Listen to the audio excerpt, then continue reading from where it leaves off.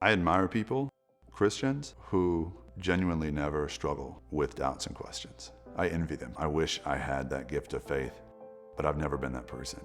And even now that I've kind of cleared up the bigger questions of who God is, or whether God exists, or what that means about Jesus, I still struggle all the time.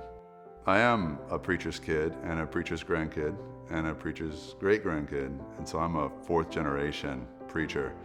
And I had no intentions of being one, but I was steeped in it. I was raised in it. It's in my blood somehow, and now I'm grateful for it. Well, this is me here, and I think in this picture I am 10 years old. I was raised in a really tiny town, and I loved most things about my upbringing. I think one of the byproducts of growing up in a small town and being so steeped in Bible Belt religion, for all of the good qualities that come along with that, some of the things that come along with it too are propensity in these churches to be unwelcoming about doubts and questions. And if you ask the wrong question, you risk being alienated, really. When I was 18, I left my small town and I left my dad's church for the first time in my life. And I went away to college to explore, not just an education, but I knew I needed a place where I could ask some of the questions that I had kept below the surface for most of my life.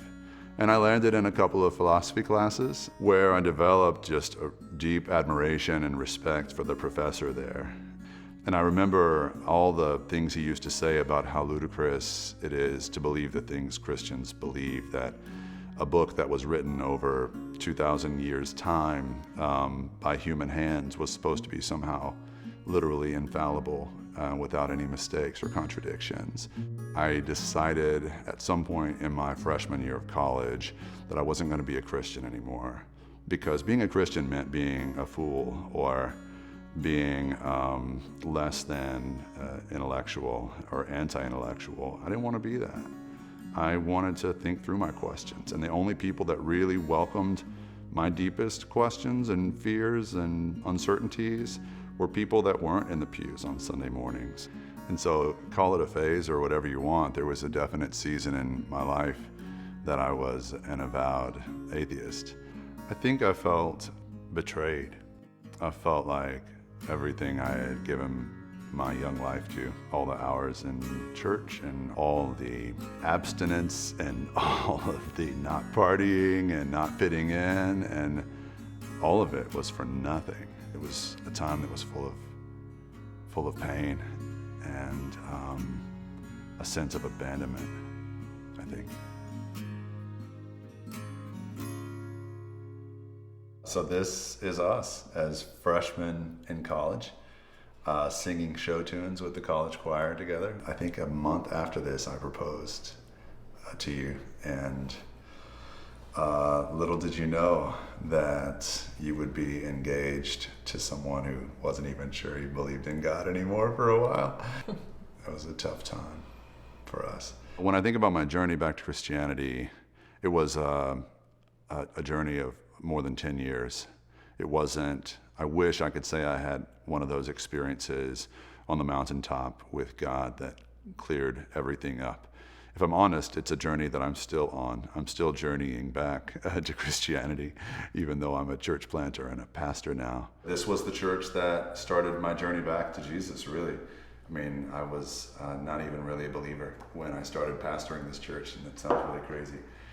But these people just loved each other so completely and with no conditions and no qualifiers that they showed me what the love of Jesus is about. When I was a senior in college, the supervisor of this church in the Methodist system called me and said, I need you to go take care of this church for 6 months.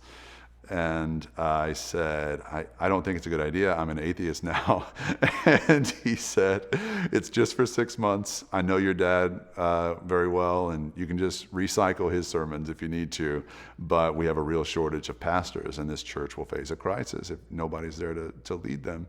And so he said it pays $16,000 a year, and it comes with a house that you and your wife can live in. And, you know, I was making $12,000 a year selling diamonds at Service Merchandise, which doesn't even exist anymore.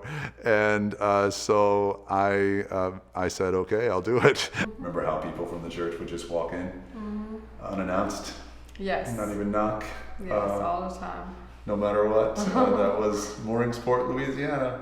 But it was an awesome experience. Most Christians would assume that I would look back on that season in my life as a dark time, a dark chapter in my journey. And that's not how I look at it at all. I hope every Christian goes through a season where he or she can wrestle with doubts with the same authenticity and ferocity that I was able to during that season of my life. I don't regret it at all. When I look at how the Story Houston developed in our first year, I see God's wisdom in it because I look at my neighborhood, Inner Loop Houston, and I see how badly the people who live and work around this area hunger for a place where their questions really are welcome, where they can have community, where they can make friends, where they can be accepted and know they're loved, but at the same time, not have all the assumptions or religiosity of maybe a typical church experience. If we can create a culture where people know God is strong enough to shoulder their questions and God can take their criticisms and they can explore and find God and Jesus on their own terms, I think that's what God has us here to do. Here's my heart, oh, take and seal it for thy